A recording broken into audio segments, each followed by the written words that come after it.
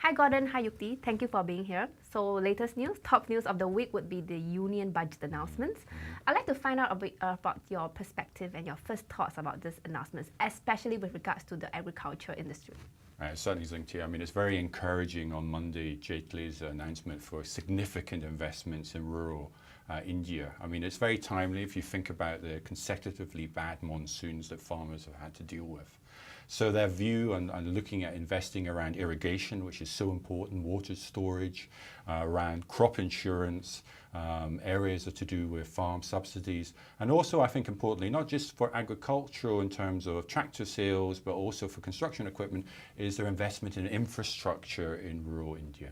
So picking up on your point on tractor sales, how do you think the budget announcements will impact tractor sales in the long term and in the short term? I think we have to moderate our enthusiasm to a certain degree. I mean, there has been a decline in sales of tractors since a peak of a couple of years ago, obviously outlined by the bad monsoons. So what we're seeing is sentiments from farmers about their present day income is pretty low. We've seen it as a decrease, their view of where their income is going to be, and their overall outlook over the next 2 to 3 years is also dampened. So the view of doubling their income in 5 years is very encouraging, but it needs quite a bit of work in terms of delivering that. That sounds quite depressing. Why are the farmers' sentiments so depressed?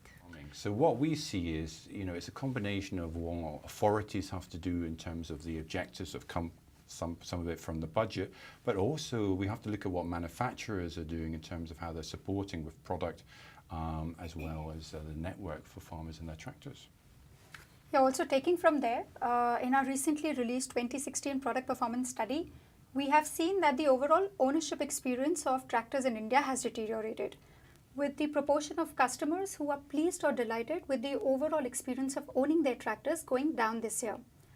On Product Performance Index, we see that customer satisfaction with both machine performance and quality and reliability has deteriorated significantly over the last year. One, we see higher proportion of customers indicate experiencing a problem with their tractor this year versus last year. Two, in terms of problem counts, which are reported as the number of problems experienced per 100 tractors or PP100, we have seen the problem counts go up from 203 PP100 in 2015 to 245 PP100 in 2016. Similarly, in respect of after-sales support, we see that farmers now expect repair and maintenance to be provided instantly and at a location that's convenient to them. They expect high-quality service at no extra cost. But our Tractor Customer Service Index study shows that customer satisfaction with both after-sales service and parts has dropped this year. In fact, parts availability at the tractor dealerships has gone down, and the time taken to supply parts to the end customer has gone up. So how far is this driven by negative sentiments? Yeah, that's rightly said. We have seen in the past that repeated crop failures have negatively impacted the farmers' incomes, leading to a spate of suicides across the country, thereby dampening the overall sentiments in the industry.